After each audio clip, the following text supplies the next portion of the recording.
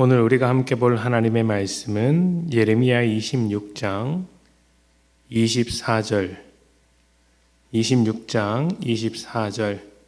한 절 말씀입니다. 사반의 아들 아히감의 손이 예레미야를 도와주어 그를 백성의 손에 내어주지 아니하여 죽이지 못하게 하니라. 아멘. 예전에 같은 교회에 심우하던 교역자들과 짧은 여행을 다녀온 적이 있습니다. 며칠 동안 전국 여러 곳을 다녔는데 그때가 가을이라서 그런지 굉장히 여유로운 분위기 속에서 재미있게 다녀왔습니다. 그렇게 여행을 마치고 찍은 사진을 돌아보면서 추억에 잠겼는데 재미있는 사실 하나를 발견했습니다. 여러분도 경험이 있었을 텐데요. 여행에서 좋았다고 생각하는 부분들이 사람마다 다 달랐다는 사실입니다. 저는 단풍으로 물든 산이 참 좋았습니다. 나무 사이로 비치는 빛도 참 예뻤고 단풍에 물든 산들도 참 멋있었습니다. 특히 그 나무 사이사이로 비치는 그 빛이 단풍과 어우러져서 알록달록한 색깔을 내었는데 저는 지금도 그 광경을 잊지 못합니다. 굉장히 새로운 모습이었고 아주 아름다운 풍경이었기 때문에 기억에 또렷하게 남아 있었습니다. 사진으로는 절대 담을 수 없는 모습이었죠. 그런데 그 멋진 장면을 기억하는 게 저밖에 없었던 것입니다. 어떤 분은 정상에서 본 풍경을 기억하셨고 어떤 분은 산 아래서 먹었던 그 맛있는 음식과 파전을 기억했습니다. 또 어떤 분은 숙소가 참 좋았다라고 숙소 이야기만 하시는 것입니다. 이렇게 같은 여행을 다녔는데도 불구하고 서로 다른 기억을 가지고 있었던 것을 보면서 사람은 다 좋아하는 것만 보는구나. 좋아하는 것만 보고 싶은 것만 보게 되는구나 하는 생각이 들었습니다. 사람들끼리 여행을 가서 다른 것을 기억하는 것도 이런 차이 때문일 것이고 또 여행을 가서 다투게 되는 것도 아마 이런 차이 때문일 것입니다. 사람은 좋아하는 것만 보고 듣고 싶은 것만 듣습니다. 들어야 할 이야기를 듣지 않고 옳은 이야기를 듣지 않습니다. 듣지 않는 정도가 아니라 듣기를 싫어합니다. 왜냐하면 그런 이야기를 들을 때마다 내가 뭔가 잘못한 것 같고 문제가 있는 것 같기 때문이죠. 문제가 있는 게 사실이지만 그 사실이 나를 아프게 하기 때문에 옳은 말일수록 또 들어야 할 말일수록 듣기를 싫어합니다. 좋은 말만 듣고 들어야 할 말을 듣지 않는 것, 사탕 발린 말을 하는 사람이 사람을 가까이 두고 쓴소리하는 사람을 멀리하는 것은 생각보다 큰 문제를 일으킬 수 있습니다. 문제를 외면하고 잘못된 것을 고치지 않기 때문에 전부 망하는 길로 가게 되죠. 그래서 이러한 사태를 막기 위해 기업가들은 어떤 프로젝트를 진행할 때 별도의 레드팀을 둔다고 합니다.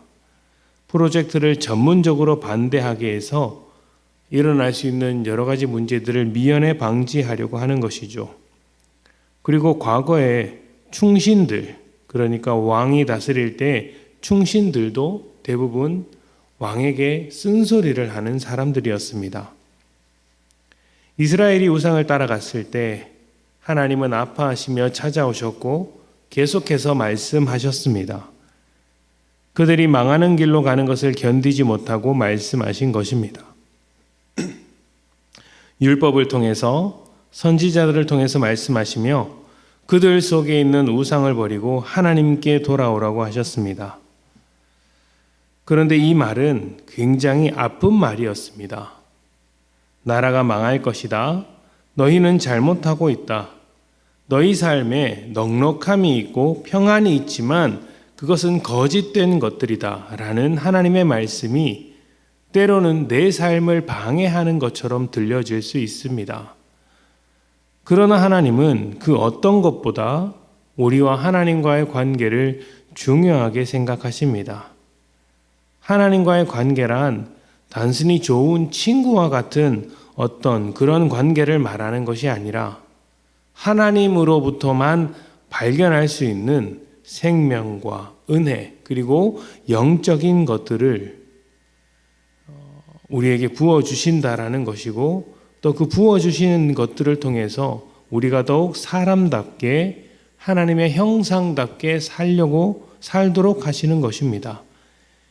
이 삶을 위해 때로는 괜찮은 삶으로 포장된 우리의 거짓된 모습을 깨뜨리시기 위하여 찾아오시고 말씀하시는 것이죠. 목회를 하다 보면 필요에 따라서 성도님들에게 아픈 말을 해야 될 때가 있습니다. 예전에 학생들에게 사역할 때 이런 이야기를 한 적이 있습니다.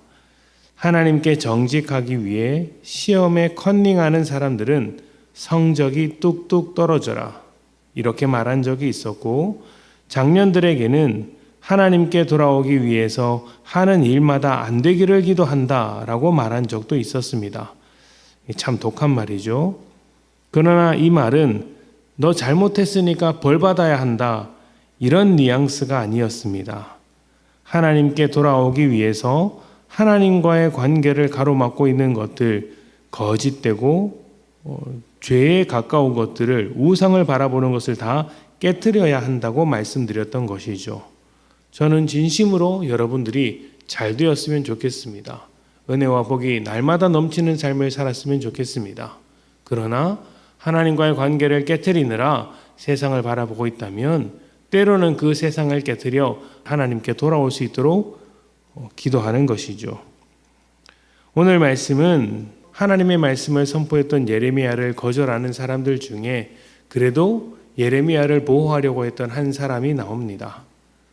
바로 사반의 아들 아히감이 예레미야를 도와주어서 사람들로 하여금 예레미야의 목숨을 살려둔 것입니다. 하나님의 말씀을 듣기 싫어하는 백성들의 손에 내어주지 않고 살려둠으로써 그래도 이스라엘 나라 속에 하나님 나라, 하나님의 말씀이 계속 선포되도록 한 것이죠. 사람들이 왜 죽이려고 하겠습니까? 자기에게 불편한 말을 하기 때문이죠. 그러면 아히감은 왜 살려두려고 했겠습니까? 그 불편한 말이 이스라엘 민족에게 필요한 말이라는 것을 알고 있었기 때문입니다. 아픈 말을 귀담아 들으십시오. 물론 저도 들어야 할 것입니다. 그렇다고 다른 사람을 쉽게 비난하라는 말이 아닙니다. 다른 사람에게 하나님의 말씀을 전할 때는 예레미야처럼 맞아 죽어도 좋다는 각오를 하고 그 사람을 위해 내 기분을 풀기 위해서가 아니라 그 사람을 위해서 해야 합니다. 그러나 다른 사람에게 하나님의 말씀을 하는 것보다 더 중요한 것은 내가 하나님의 말씀을 듣는 것입니다. 때로는 그 말씀이 아플지라도 들어야 합니다. 듣고 하나님과의 관계를 복원해야 하는 것이죠.